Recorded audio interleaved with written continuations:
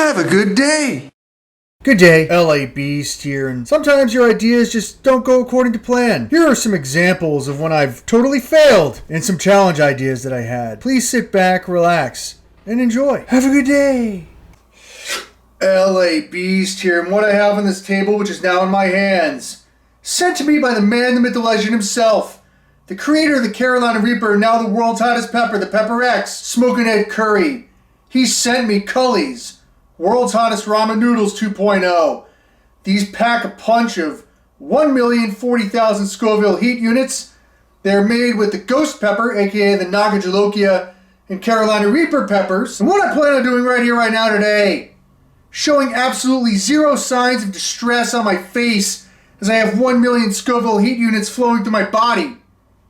Just eat the whole damn box. Why? Because every single time that I eat something spicy, and if there's like even just a simple, I don't feel so good, YouTube will demonetize my video and then age restrict it. Now before we get started, I have a couple side notes. Prior to me eating anything spicy, I have prepped my stomach properly for that incoming spice. I consumed 2 ginormous burritos. Now I had some starches like some potato hamburger rolls, a banana, and right before we start, I'm going to have a swig of Pepto-Bismol, and I believe there's 1 Tum in this Tums container. And the second and final note, on the back of this package, there is a clear warning label. Like if you don't handle this stuff properly, it could be extremely dangerous. Warning, keep out of reach of children. Intended for adult consumption. Do not eat if you are sensitive to spicy foods, allergic to peppers, nightshades, or capsaicin, or are pregnant or have any medical conditions. After touching contents of pack, wash your hands with soap and do not touch your eyes or other sensitive areas. Seek medical assistance should you experience difficulty breathing, fainting, or extended nausea. You've officially been warned. 2 minutes, 5 seconds. And that's the time that I'm going to try and beat here today. So I have another second camera rolling for an up-close shot. There's a piece of paper there. We have all the mixing ingredients. And let's mix them in. And this is reminiscent of when I went to the Brick Lane Curry House. It smells spicy. And I tried to eat the world's spiciest curry. It smells like the nasty. It smells like nasty, dirty cigar heat. When I used to eat dry ghost peppers. Yeah.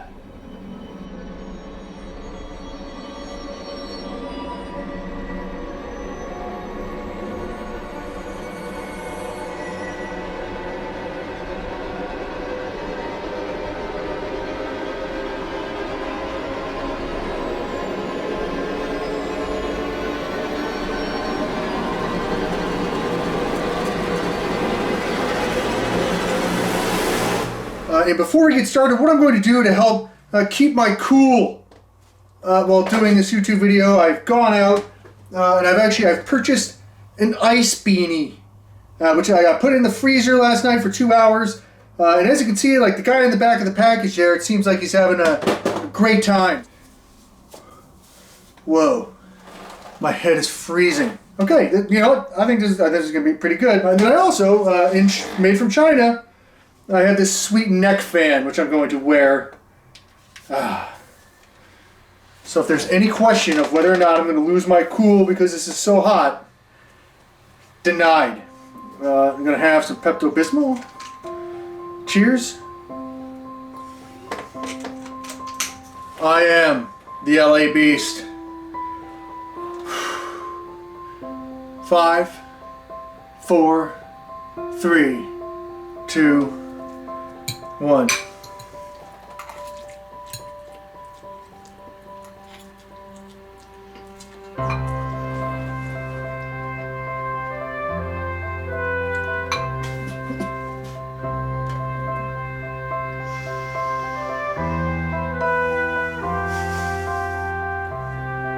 Okay. This is not in my wheelhouse.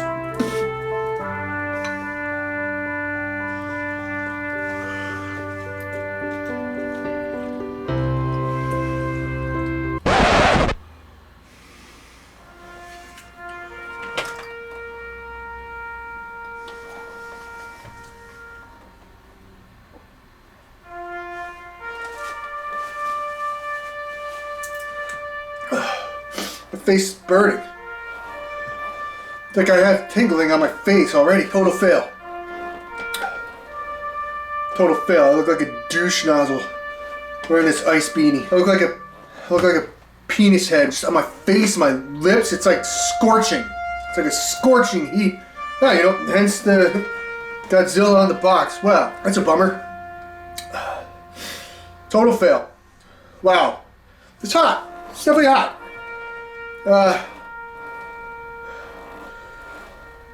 The one thing I can say about today is now I don't have to eat dinner because I ate a year's supply of burritos for this video.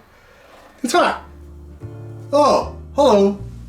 LA Beast here, and sometimes when I figure out an idea, things just don't go according to plan, such as last week specifically, when I tried and failed miserably to consume the world's spiciest ramen noodles, as you can see right here. You already saw it. But to keep the YouTube ball rolling, and to lay down and quit and give up, is things that pussies do. What I've done here today is put on my science jacket, and after doing further research, I think it was pretty amazing that somehow I stumbled across this video about edible water bottles. And as I was actually staring at this photo longer and longer, I became more intrigued about how this was even possible to make an edible water bottle. Now, so what I've done is brush up on some molecular gastronomy food science, and I've learned about the process simply called spherification. Spherification is a culinary process that employs sodium alginate and calcium lactate to shape a liquid into a squishy sphere which visually and texturally resembles roe. I guess roe is like fish eggs. And to get a better idea of what this actually looks like, I need to talk for the next 15 seconds here. Sodium alginate is like, comes from algae. You put that with water, and then you put the lactate into the other water. You mix it around a whole bunch. And somehow, I think it's pretty cool. Voila! It's like a cool visual effect of creating this invisible water blob.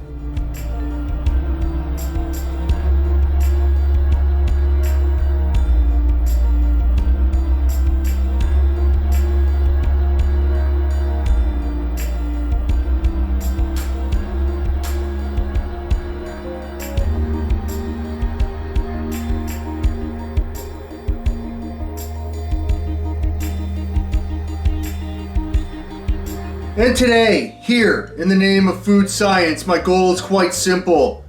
And that is to see how many different liquids I can turn into a sphere and physically eat, besides water. Now, in the past few days has been the past few days of hell, as I've had to figure out and do more research that each liquid has to have a pH acidic level of 3.6.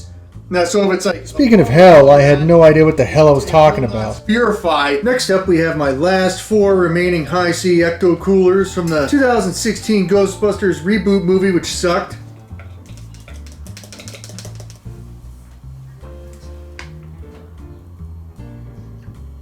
I'm already seeing bubbles, and I think if there's bubbles, that's not a good sign. Let's put it in there.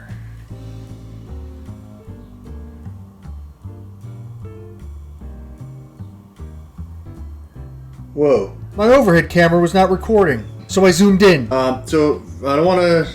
I haven't... Ooh, it's an edible orb. Here we go. Let's give it a shot. It worked. It doesn't really have the smell to it.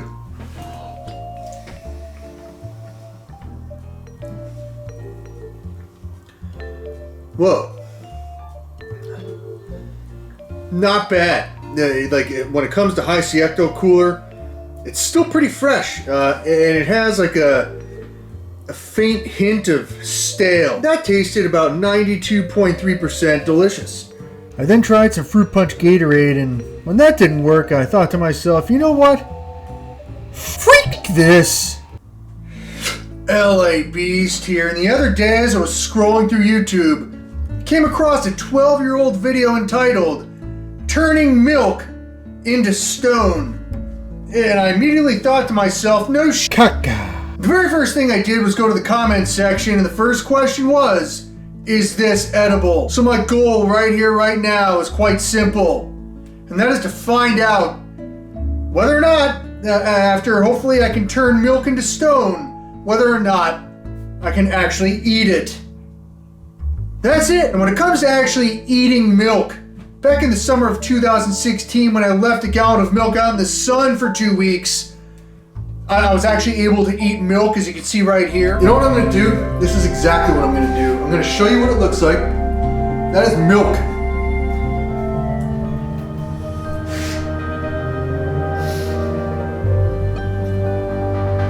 Okay.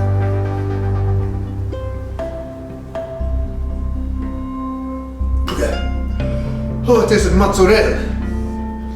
I don't know if that's a cheese. And because I consumed milk chunks back in the summer of 2016, it caused me to spew into my landlord's washing machine. And the lesson that I learned there, very valuable, that a washing machine is great at washing clothes, but to wash the inside of a washing machine after spewing into it, it's not that easy to clean. Now I went back and rewatched the video of the guy turning milk into stone, and he completed a couple different processes.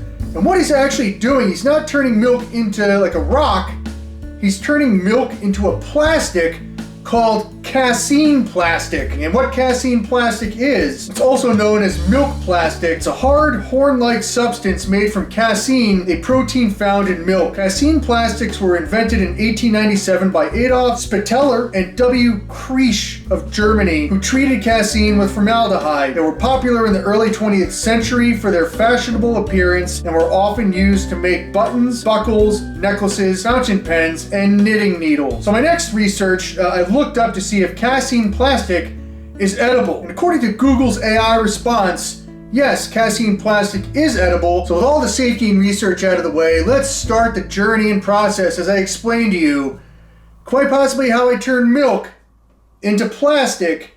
And then we're all going to find out together whether or not I can eat plastic milk. Step number 1. First, I boiled some milk in a pot.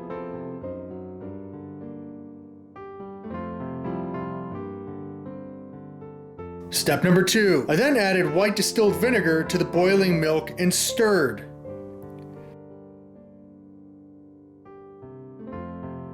Step number 3. White milk chunkus started to formulate. Step number 4. I strained the liquid from the white milk chunkus. Step number 5. Dried the white milk chunkus with a paper towel until it was completely liquid free. Step number 6. I took a mold that was shaped like a stone and I added the white stuff. Step number 7. I let my mold sit for 48 hours so it would dry. Step number 8. After 72 hours of having my milk stone in the window so it would dry out using the sun, it wasn't working. So I took my milk stone out of the mold and I realized that it was like sour cottage cheese on the other side. So taking the milk stone out of the mold, I had to let them dry in the windowsill for another 72 hours, for 140 hours of hell. And here today, after 140 plus hours of not knowing what the heck I was doing, somehow, some way, I have turned and transformed this milk into these 2 milk stones.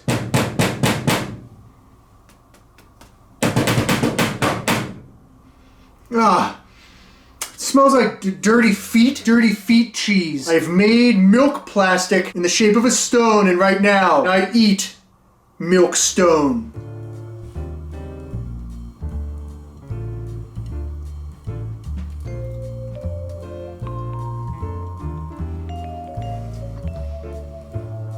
Tastes like mozzarella cheese plastic. Let's taste this one.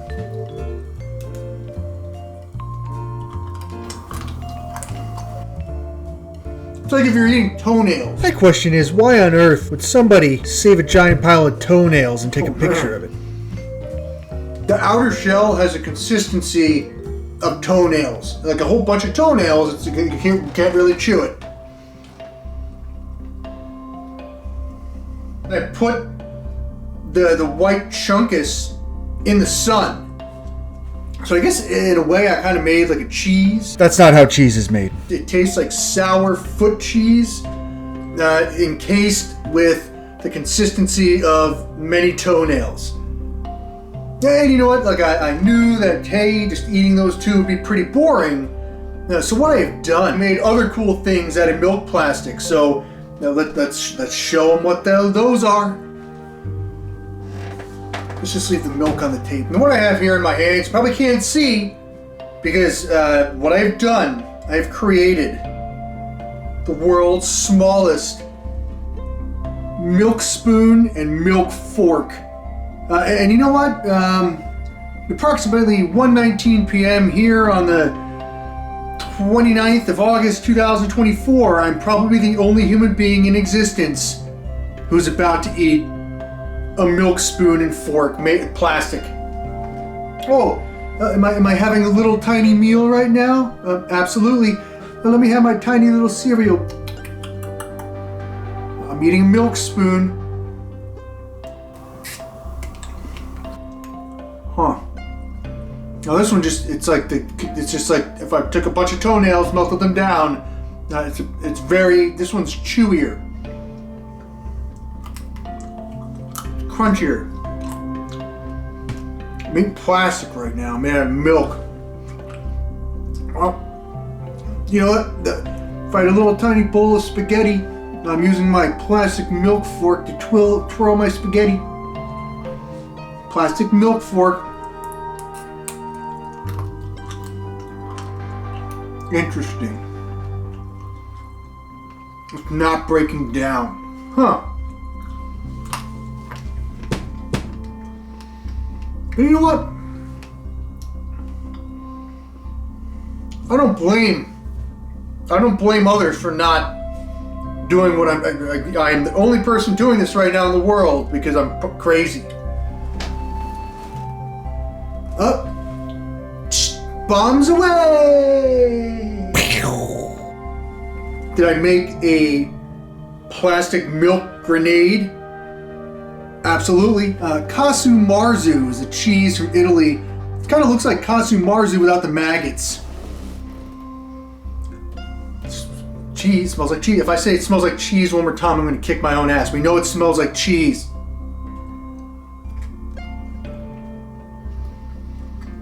It's like a ricotta cheese. Except it's not. I figured no plastic milk video here on YouTube would not be complete if I didn't create a mini plastic milk pickaxe. And you know what? I was inspired from the movie Shawshank Redemption when Andy Dufresne, he actually used a mini pickaxe that was hidden in a Bible, and like he crawled 500 yards to freedom through a tunnel full of shahid, using a little tiny pickaxe that Morgan Freeman got him. So I was inspired by that, and now I'm going to eat a milk pickaxe. I feel like there's many different ways to preserve food. I feel like, you know what? You could preserve milk by turning it into plastic and then eating it if the zombie apocalypse happens. Did I make a wrench made out of milk? Absolutely. And you know what? Interesting. Never. That's milk. Look at that. Look at how sturdy this is. I'm really giving it the business right now.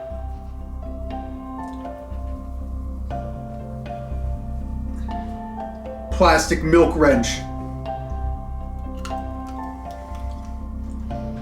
Not bad.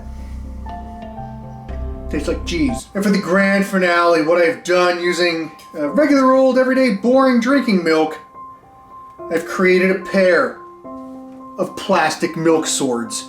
And you know what, quite honestly, like this milk sword, which is plastic right in my hand, I don't think there's a finer example of one of these that exist in the world here today. Cassine plastic milk sword. This one, there's definitely a hair on it, but it had to be held together by masking tape. What I'm going to do now, because I have crafted such a great milk sword,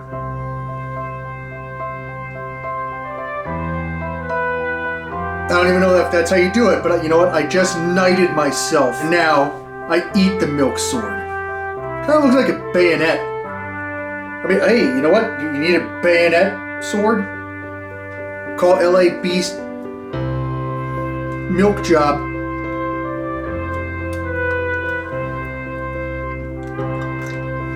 Huh.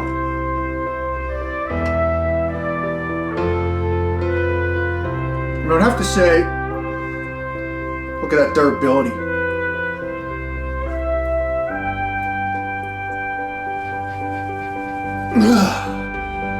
That's actually pretty amazing. Okay, now we have a mini milk sword. But the durability is there.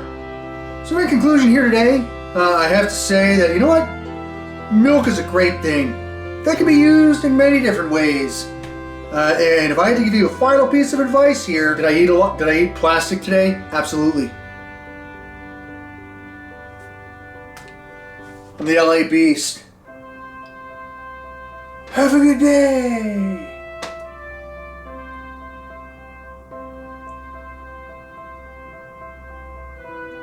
All right. Okay. Fail compilation.